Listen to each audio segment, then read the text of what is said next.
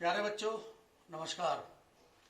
आज जिस तृतीय अध्याय सूक्ष्म अर्थशास्त्र की हम बात कर रहे थे, उत्पादन एवं लागत चैप्टर जिसका नाम है, मैंने आपको कहा था कि इस पर चर्चा होगी। मैंने आपको इसका बहुत मटेरियल भी भेजा हुआ है, लेकिन कुछ बच्चों की जिज्ञासा थी कि मैं इसको एक चार्ट की मदद से इसका चित्र और इसकी तालिका की व्याख्या करूं। तो मैं सबसे पहले बता देना चाहूँगा कि उत्पाद की परिभाषा आपने जानी थी कि विभिन्न आगतों के मिश्रण से जब हम एक निर्गत की प्राप्ति करते हैं तो उसे उत्पाद कहते हैं। उत्पादन के चार प्रमुख साधन हैं: भूमि, श्रम, संगठन एवं पूंजी।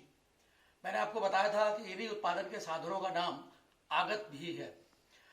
उत्पादन के इन चार साधनों को और उसके साथ कुछ कच्चा माल या रॉ मटेरियल लेकर के जब हम किसी उत्पाद का निर्माण करना चाहते हैं, हम निर्गत प्राप्त करना चाहते हैं, तो हमें किन बातों का सामना करना पड़ता है। देखिए, मैंने आपको बताया था कि कुछ आगतें ऐसी होती है जिनमें परिवर्तन किया जाता है और कुछ आगतें ऐसी होती है जिनमें कोई परिवर्तन नहीं किया जाता। जैसे मान लीजिए कि एक खेत में एक किसान के पास सीमित भूमि है और वह उस सीमित भूमि में केवल श्रमिकों की संख्या बढ़ाए, तो यहाँ पर जो श्रमिकों की संख्या होगी जिसे हम बढ़ा सकते हैं वो आगत परिवर्तनशील कहलाएगी।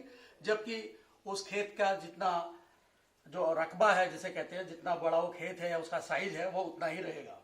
ध्यान देने वाली बात है कि इस तरह की आगतें जिनमें वृद्धि की जा सकती है उसे हम परिवर्तनशील आगत कहते हैं। और वे आगतें जो स्थिर रहती है, जैसे उस खेत का साइज या उस खेत का जो क्षेत्रफल है वो स्थिर माना जाएगा। तो खेत का क्षेत्रफल हुआ स्थिर आगत और उस खेत में बढ़ाए जाने वाले श्रमिकों की संख्या हुई परिवर्तनशील आगत। मैं फिर बता दूं, आगत यानी कि उत्पादन का साधन जिसकी सहायता से हम किसी निर्गत की प्राप्ति करना चाहते हैं। चार्ट की ओर देखने पर पता चलता है कि इस पाठ में मैंने लिखा है सीमांत उत्पत्ति ह्रास नियम, और इसमें हम कुल उत्पाद, औसत उत्पाद और सीमांत उत्पाद में संबंध को भी देखेंगे। सर्वप्रथम आपको देखने में पता चलेगा कि यहाँ परिवर्तनशील आगत को हम बढ़ाते गए हैं, एक इकाई दूसरी इकाई। मान लीजिए कि एक सीमित क्षेत्रफल वाले खेत में हम केवल श्रमिक की संख्या बढ़ा रहे हैं, तो पहले उस 5 बीघा जमीन में मान लीजिए कि 1 श्रमिक, फिर 2 श्रमिक, फिर 3 श्रमिक, फिर 4 श्रमिक, फिर 5, इस तरह बढ़ता जा रहा। ध्यान देने वाली बात है कि इसका उत्पाद पर प्रभाव पड़ता है, यानी कि जो कुल निर्गत की हमें प्राप्ति होती है वो यहाँ पर लिखे हुए कुल उत्पाद, औसत उत्पाद और सीमांत उत्पाद। ये मैंने आपको पहले जो मटेरियल भेजा था व्हाट्सएप ग्रुप में, उसी को यहाँ पर फिर से बताया जा रहा है। ध्यान देने वाली बात यह है अब कि उत्पाद जो यहाँ पर है इस पर क्या परिवर्तन आएगा। परिवर्तनशील लागत की इकाइयाँ जैसे जैसे बढ़ रही है, जब 1 इकाई हमने श्रमिक की इस्तेमाल की तो कुल उत्पाद में 10 की वृद्धि हुई, तो औसत उत्पाद और सीमांत उत्पाद भी 10 ही दिखाई दे रहे हैं। लेकिन जब हमने दूसरा श्रमिक उस खेत में लगाया तो कुल उत्पाद 10 से 22 हुआ, यानी कि यहाँ दोगुने की वृद्धि हुई, जबकि यहाँ दोगुने से अधिक की वृद्धि हुई। ठीक इसी तरह से अब जैसे ही हमने तीसरा श्रमिक और यहाँ पहला, दूसरा और एक और श्रमिक बढ़ाया, तो अब यह फिर 22 से बढ़कर 27 हुआ, लेकिन इसमें उतनी वृद्धि नहीं हुई जितनी पहली बार वृद्धि।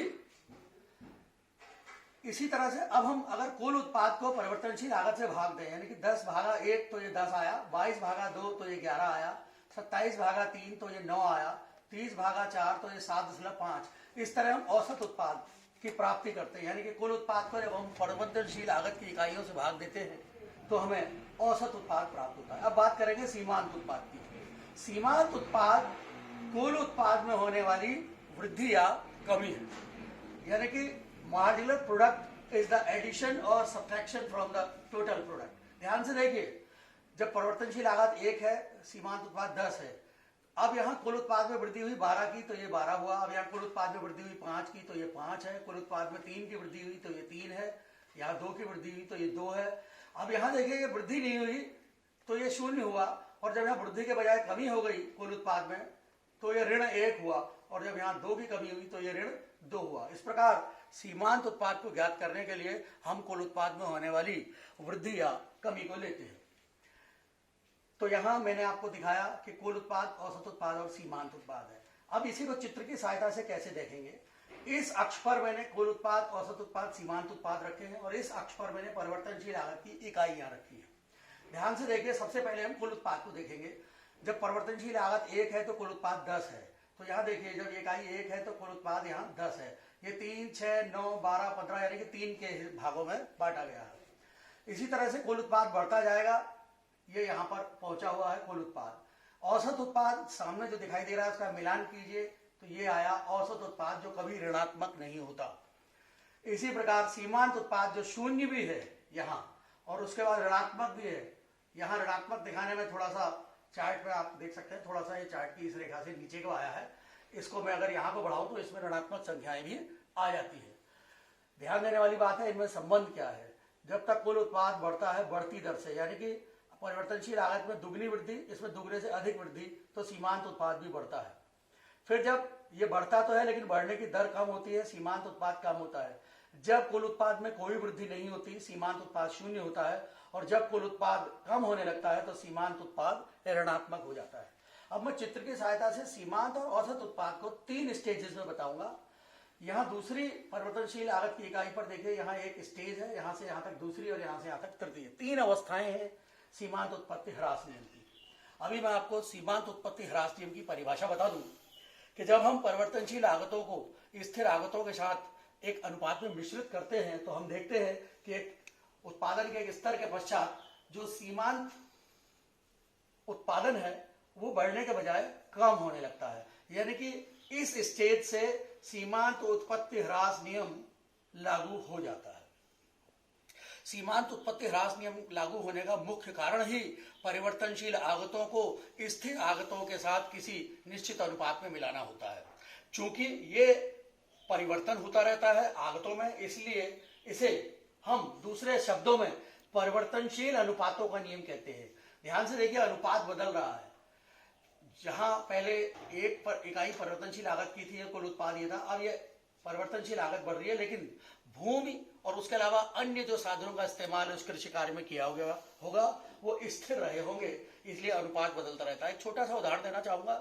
जैसे 1 कप चाय आप बनाना चाहते हैं तो 1 चम्मच चीनी और 1 चम्मच पत्ती, आधा कप दूध, आधा कप पानी आप लेंगे। लेकिन अगर आपको 1 कप चाय और बढ़ानी है, कोई और मेहमान आ गया, तो आप उस चाय में केवल अगर पानी डाल देंगे तो अब अनुपात परिवर्तित हो जाएगा, क्योंकि आपने पत्ती, दूध और चीनी को बढ़ाया नहीं है, आपने केवल पानी को बढ़ाया। तो अब जो अनुपात पहले कप में था वो अनुपात अब दूसरे चाय के कप में या प्याले में नहीं रहेगा। ठीक यही यहाँ पर लागू होता है कि किसी एक खेत में अगर हम मजदूर बढ़ाते जाए लेकिन खेत का क्षेत्रफल न बढ़ाएं तो जो आगतों का अनुपात है वो परिवर्तित होता रहेगा। ध्यान से देखिए, अब मैं आपको बताने जा रहा हूं कि ये सब अल्पकाल में होता है। अल्पकाल में केवल 1 या ज्यादा से ज्यादा 2 आगतों को ही बढ़ाया जा सकता है, उनमें वृद्धि की जा सकती है। खेत का क्षेत्रफल एकदम अल्पकाल में बढ़ाना संभव नहीं है, मजदूरों की संख्या। प्यारे बच्चों, मैं अभी बता रहा था कि ये परिवर्तनशील अनुपातों का नियम है जो कि अल्पकाल में संभव है, ना कि दीर्घकाल में। दीर्घकाल में उत्पादन के सारे आगतों को बढ़ाया जा सकता है, तब अनुपात स्थिर होता है, आगतों में परिवर्तन होता है, लेकिन यहाँ ऐसा नहीं है।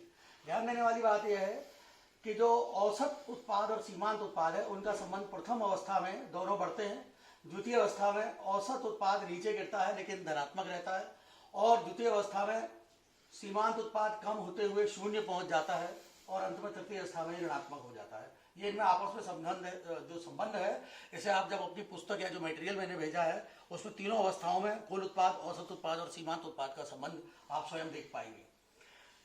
तो सीमांत उत्पत्ति ह्रास नियम की व्याख्या में फिर करूंगा कि सीमांत उत्पत्ति ह्रास नियम हमें बताता है कि जब हम कुछ परिवर्तनशील लागतों को एक निश्चित अनुपात में स्थिर साधनों के साथ मिश्रित करते हैं तो उत्पादन में, यानी कि कुल उत्पादन में होने वाली वृद्धि और सीमांत उत्पादन में होने वाली वृद्धि में परिवर्तन आ जाता है।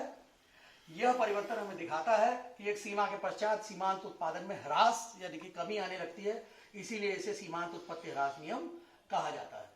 प्यारे बच्चों, इससे आगे की जो बातें हैं उसमें हम ये देखेंगे कि यहाँ एक खेत में जहाँ केवल क्षेत्रफल सीमित है और अन्य साधन सीमित हैं, केवल श्रमिक में परिवर्तन किया गया है, तो यहाँ जो प्रतिफल हमें प्राप्त हो रहे हैं, जो यहाँ हमें कुल उत्पाद प्राप्त हो रहा है, वो एक साधन का प्रतिफल है।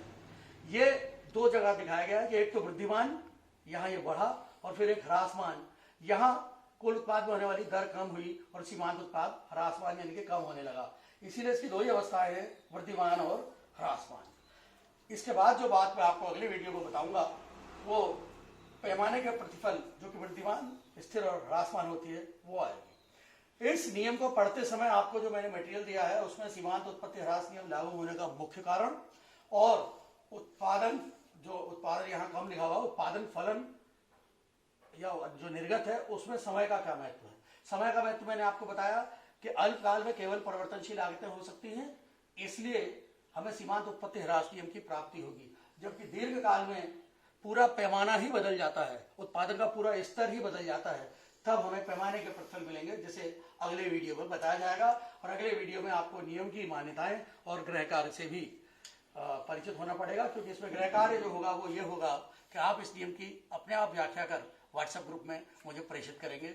धन्यवाद। करता हूं कि आप इसे बहुत ध्यान से देखेंगे और इससे संबंधित प्रश्न आप मुझसे व्हाट्सएप ग्रुप में पूछेंगे। आपका दिन शुभ हो।